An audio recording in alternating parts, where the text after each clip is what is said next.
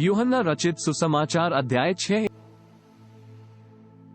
इन बातों के बाद यीशु गलील की झील अर्थात तिबिरियास की झील के पास गया, और एक बड़ी भीड़ उसके पीछे होली, क्योंकि जो आश्चर्य कर्म वह बीमारों पर दिखाता था वे उनको देखते थे।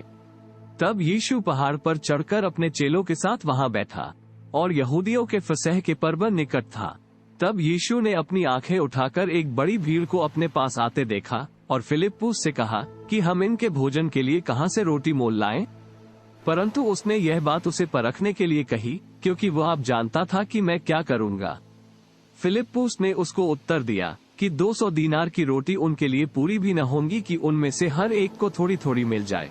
उसके चेलों में से शमौन पतरस के भाई अंद्रियास ने उससे कहा, यहाँ एक लड़का है जिसके पास जव की 5 रोटी और 2 मछलियां हैं, परंतु इतने लोगों के लिए वे क्या है? यीशु ने कहा कि लोगों को बैठा दो। उस जगह बहुत घास थी। तब वे लोग, जो गिनती में लगभग 5000 के थे, बैठ गए। तब यीशु ने रोटियां ली और धन्यवाद करके बैठने वालों को बांट दी, और वैसे ही मछलियों में से जितनी वे चाहते थे बांट दिया। जब वे खाकर तृप्त हो गए तो उसने अपने चेलों से कहा कि बचे हुए टुकड़े बटोर लो कि कुछ फेंका न जाए।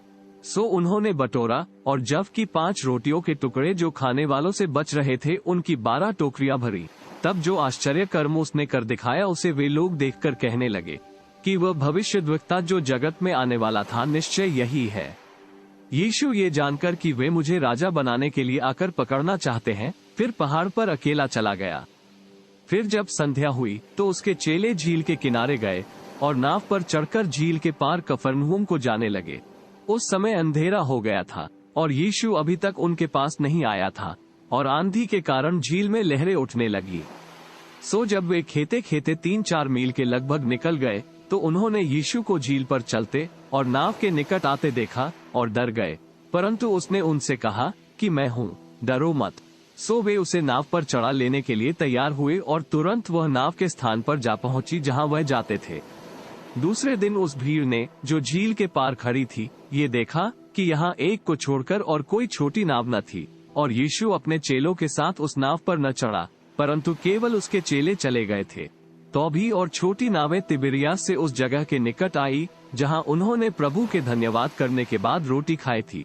सो जब भीड़ ने देखा कि यहाँ न यीशु है और न उसके चेले, तो वे भी छोटी छोटी नावों पर चढ़ के यीशु को ढूंढते हुए कफरनहूम को पहुँचे, और झील के पार उससे मिलकर कहा, हे रब्बी, तू यहाँ कब आया? यीशु ने उन्हें उत्तर दिया कि मैं तुमसे सच सच कहता हूँ, तुम मुझे इसलिए नहीं ढूंढते हो कि तुमने अचंभित काम देखे, परंतु इसलिए कि तुम रोटियां खाकर तृप्त हुए। नाशमान भोजन के लिए परिश्रम न करो, परंतु उस भोजन के लिए जो अनंत जीवन तक ठहरता है, जिसे मनुष्य का पुत्र तुम्हें देगा, क्योंकि पिता अर्थात परमेश्वर ने उसी पर छाप कर दी है। उन्होंने उससे कहा, परमेश्वर के कार्य करने के लिए हम क्या करें? यीशु ने उन्हें उत्तर दिया, परमेश्वर का कार्य यह है कि तुम उस पर, जिसे उसने भेजा है, विश्वास करो। तब उन्होंने उससे कहा, फिर तू कौन का चिन्ह दिखाता है कि हम उसे देखकर तेरी प्रतीति करें? तू कौन सा काम दिखाता है? हमारे बापदादों ने जंगल में मन्ना खाया, जैसा लिखा है कि उसने उन्हें खाने के लिए स्वर्ग से रोटी दी। यीशु ने उनसे कहा, मैं तुमसे सच सच कहता हूँ कि मूसा ने तुम्हें वह रोटी स्वर्ग से न दी, परंतु मेरा पिता तुम्हें सच्ची रोटी स्वर्ग से देता है, क्योंकि परमेश्वर की रोटी वही है जो स्वर्ग से उतरकर जगत को जीवन देती है। तब उन्होंने उससे कहा, हे प्रभु, ये रोटी हमें सर्वदा दिया कर। यीशु ने उनसे कहा, जीवन की रोटी मैं हूँ। जो मेरे पास आएगा वह कभी भूखा न होगा, और जो मुझ पर विश्वास करेगा वह कभी प्यासा न होगा। परंतु मैंने तुमसे कहा कि तुमने मुझे देख भी लिया है तो भी विश्वास नहीं करते। जो कुछ पिता मुझे देता है वह सब मेरे पास आएगा, उसे मैं कभी न निकालूंगा, क्योंकि मैं अपनी इच्छा नहीं वरन अपने भेजने वाले की इच्छा पूरी करने के लिए स्वर्ग से उतरा हूँ। और मेरे भेजने वाले की इच्छा ये है कि जो कुछ उसने मुझे दिया है उसमें से मैं कुछ न खोऊं, परंतु उसे अंतिम दिन फिर जिला उठाऊं। क्योंकि मेरे पिता की इच्छा ये है कि जो कोई पुत्रा को देखे और उस पर विश्वास करे वह अनंत जीवन पाए, और मैं उसे अंतिम दिन फिर जिला उठाऊंगा। सो यहूदी उस पर कुड़कुड़ाने लगे, इसलिए कि उसने कहा था कि जो रोटी स्वर्ग से उतरी वह मैं हूँ। और उन्होंने कहा, क्या ये यूसुफ का पुत्र यीशु नहीं, जिसके माता पिता को हम जानते हैं? तो वह क्यों कर कहता है कि मैं स्वर्ग से उतरा हूँ? यीशु ने उनको उत्तर दिया कि आपस में मत कुड़कुड़ाओ, कोई मेरे पास नहीं आ सकता जब तक पिता जिसने मुझे भेजा है उसे खींच न ले, और मैं उसको अंतिम दिन फिर जिला उठाऊंगा। भविष्यद्वक्ताओं के लेखों में ये लिखा है कि वे सब परमेश्वर की ओर से सिखाए हुए होंगे। जिस किसी ने पिता से सुना और सीखा है वो मेरे पास आता है।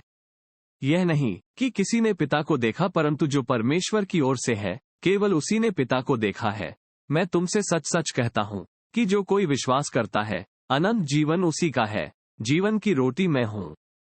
तुम्हारे बापदादों ने जंगल में मन्ना खाया और मर गए। यह वो रोटी है जो स्वर्ग से उतरती है ताकि मनुष्य उसमें से खाए और न मरे। जीवन की रोटी जो स्वर्ग से उतरी मैं हूँ। यदि कोई इस रोटी में से खाए तो सर्वदा जीवित रहेगा, और जो रोटी मैं जगत के जीवन के लिए दूंगा वह मेरा मांस है। इस पर यहूदी यह कहकर आपस में झगड़ने लगे कि यह मनुष्य क्यों कर हमें अपना मांस खाने को दे सकता है।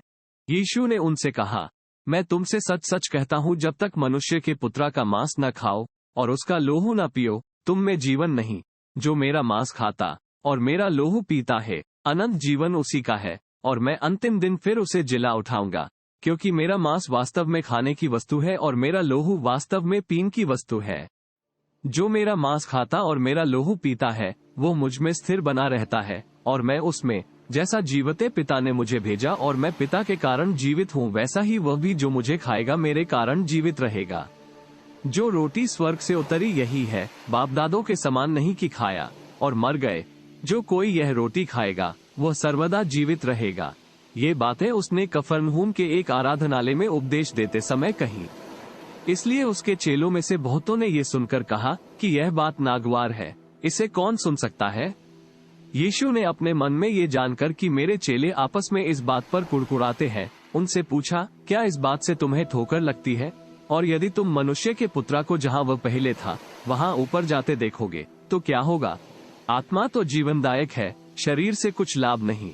जो बातें मैंने तुमसे कही हैं वे आत्मा है और जीवन भी है, परंतु तुम में से कितने ऐसे हैं जो विश्वास नहीं करते। क्योंकि यीशु तो पहले ही से जानता था कि जो विश्वास नहीं करते वे कौन है और कौन मुझे पकड़वाएगा। और उसने कहा, इसीलिए मैंने तुमसे कहा था कि जब तक किसी को पिता की ओर यह वरदान न दिया जाए तक वह मेरे पास नहीं आ सकता।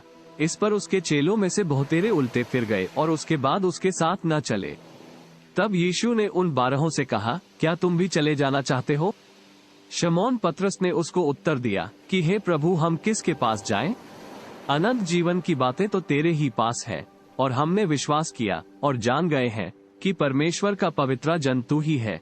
यीशु ने उन्हें उत्तर दिया, क्या मैंने तुम 12 को नहीं चुन लिया? तो अभी तुम में से एक व्यक्ति शैतान है। यह उसने शमौन इस्करियोती के पुत्र यहूदा के विषय में कहा, क्योंकि यही जो उन 12 में से था उसे पकड़वाने को था।